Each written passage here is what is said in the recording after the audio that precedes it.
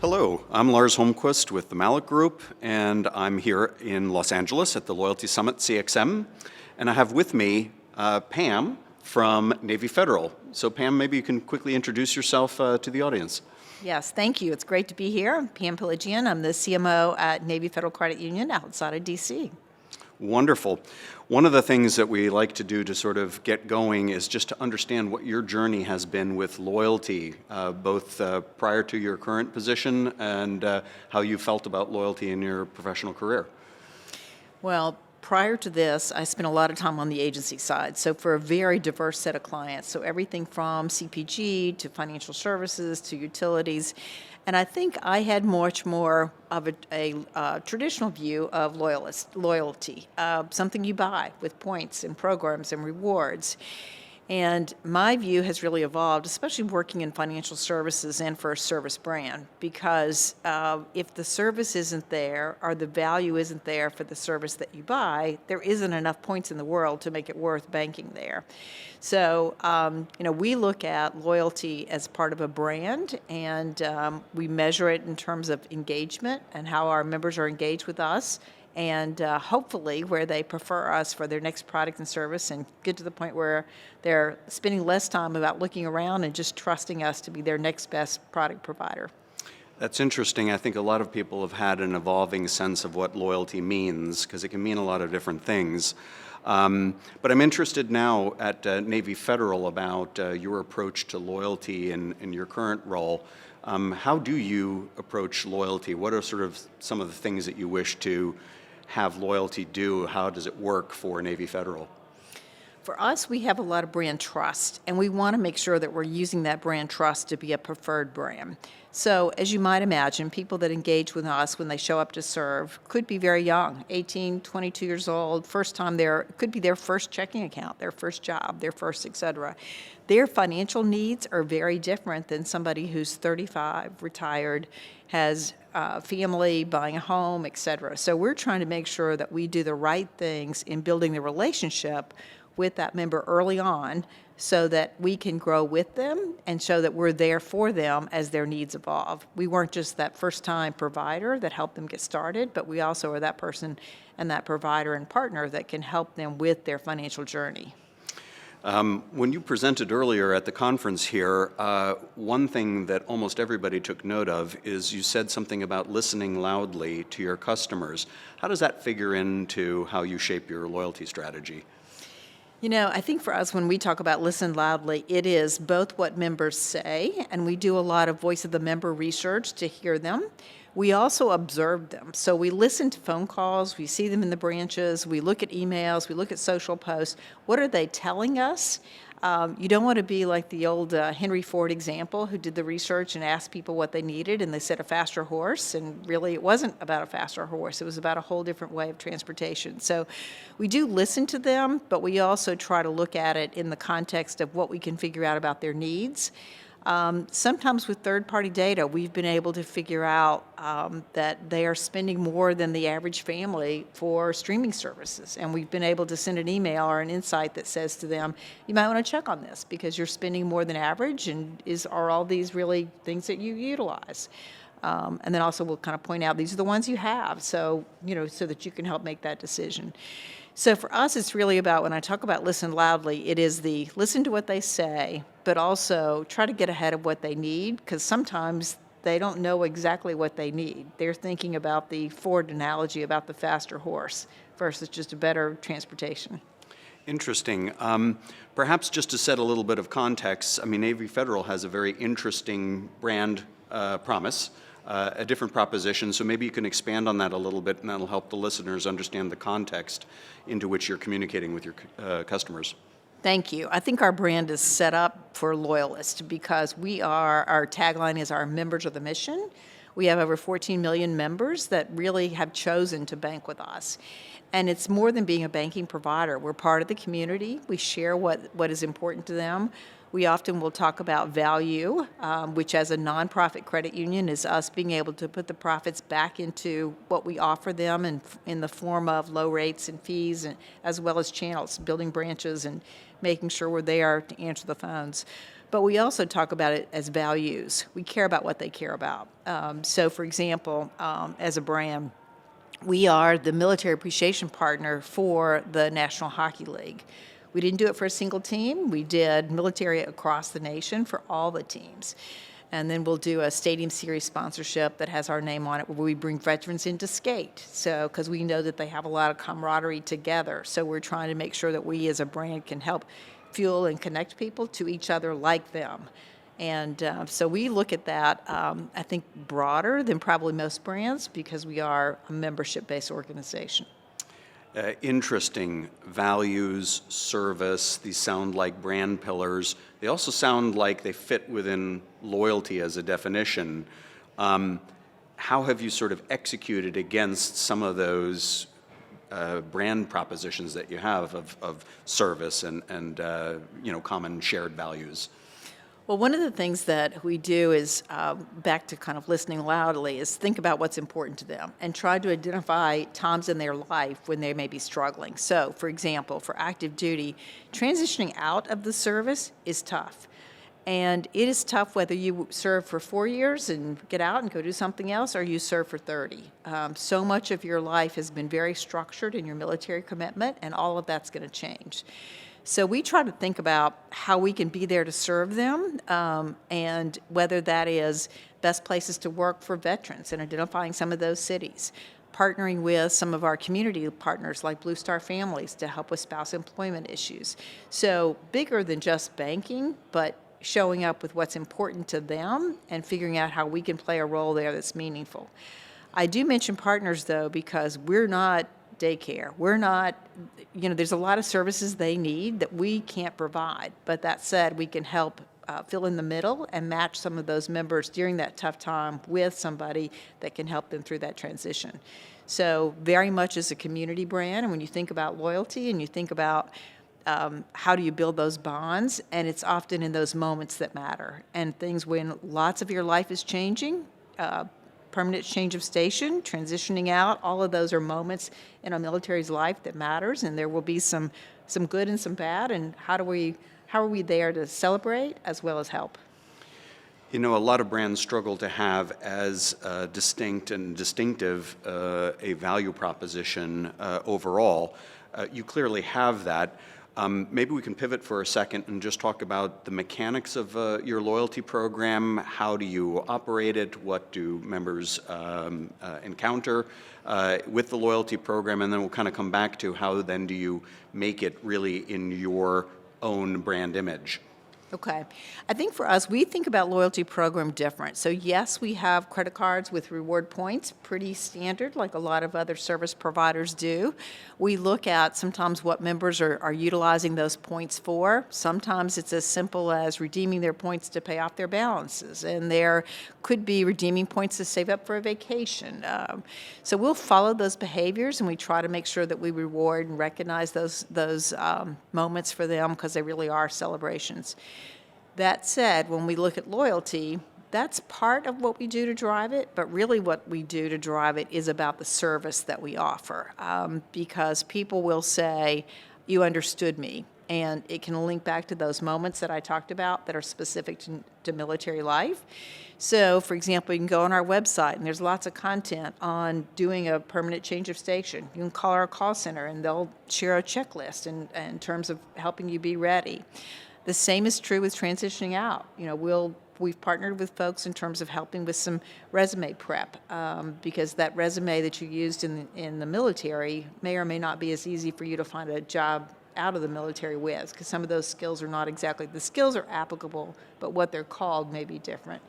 So we will try to partner with folks that we can pair them with to get to that definition. So loyalty for us is a lot of those little things that really matter, and thinking about where does it make sense for us to show up, and the things that we can do, which is about financial education, financial empowerment, and the things that you need that we don't do, but that we can help you find a partner that does do it. And we find that all of those are really loyalty drivers. And then we measure our loyalty in the context of satisfaction with our services, but also how likely are you to get your next product and service from us. And one of the things that you probably hear from lots of brands is today it's changed. It used to be that everybody that was satisfied, was your next customer. And I think that's really been the shift in the last decade. Yes, I'm happy, I'm satisfied, but yes, I'll look at something else. And we're trying to make sure that we answer the need both ways, rationally, which is very specific in terms of what they need, as well as those emotional things, which are more about understanding, empathy, listening, the service that we provide, the full package. So to just be sure, I understand a core loyalty program that's points-based, that's connected to a card product primarily. Are there other ways to earn into that program? There's really not now. That is one of the things we're looking at, but we're also trying to make sure we're still true to our brand DNA. We're not the Points-Palooza place, but, some of that, what do you really value if you think about a mortgage and you're getting a VA loan? The thing you value most is about being able to work with a knowledgeable lender who knew what you needed to get that VA loan and to be able to close on time. Points and rewards are less relevant there, and it's more about trust, the trusted provider, a credible provider, a knowledgeable provider. So as we have that capability more in the technology to incentivize more of those behaviors, we're trying to decide which ones make sense to incentivize and which ones are we better kind of looking at what we do, and the reward might be a better product bundle, but not really tied to points, if you will. Mm-hmm. Some would argue that a points-based loyalty program has a number of restrictions. It's fairly mechanical in nature. You've talked about your brand proposition being very service-oriented and with shared values and so on. How do you inject those elements into, shall we say, a fairly rigid structure? How do you sprinkle in those elements so consumers feel like there's some authenticity? Well, one of our core values is really about making sure that the member, we talk about member centricity, the member's at the center of what we do. So we have to listen to them relative to what they need, and then trying to think about and be proactive in terms of suggesting some of those things, but then also be there to service. That's one of the reasons why our call center is all stateside. U.S. jobs are important to who we serve 24/7, because when you have an issue and need to talk to somebody, it doesn't really just work around typical what people used to call banking hours. So we've done things like that we really think kind of helps earn our loyalty and earn our members' loyalty. And we've heard it too when we'll talk to, if we have a program, we recognize members that have been members for 25 years. And sometimes those are people that are now 45 years old. And you're like, how are you been a member for 25 years? And it's their parent who signed them up as a 10-year-old when they had babysitting money. And their 25-year card is like a point of pride. They're like, yes, I've been a part of this member. I've been, So we try to find those type of things that kind of amplify the experience and make sure that it's not just the transactional part. Transaction's important, but it's got to be both sides. You bring up a really interesting thing. A lot of loyalty is very transactional and very in the moment. You're talking about some really long-term loyalty here. How do you sort of balance these long-term relationships with also the very practical business objectives of trying to drive some transactions, drive revenue to the institution? It must be an interesting balance. It is a balance, but that's where loyalty really as a brand metric matters, because as I mentioned, financial needs change from somebody that's 18 to 22 years old to somebody who's, a retired 4-star and, 90 plus. So what we have tried to do is think about it in the context of what's the best thing for the member now, knowing that in the future that buys something for us and for them. And hopefully we're a preferred provider, and we're doing all those things along the way that builds their trust in us, so that when something does happen, they immediately know that we're there. And that really is, it's in some ways intangible, but it's probably one of the strongest things about our brand. People will tell these service stories. The thing that's nice, I think, is a lot of people served who don't serve now remember that camaraderie they had when they served. So they're still looking for it. Part of their, I would say, their heart part of what speaks to their heart is being connected. So we can serve as that and try to help them with some of those connections along the way. Interesting. Another practical question that triggered is, how do you view the role of data and understanding your customer so that you can, in the next interaction, be able to be knowledgeable about preferences and interests? We do value data. We try to be very data-driven and determine what the data is telling us about that particular member and what can we do to be smart about their needs and their financial picture. We have looked at their data as well as some third-party data to try to get a full picture.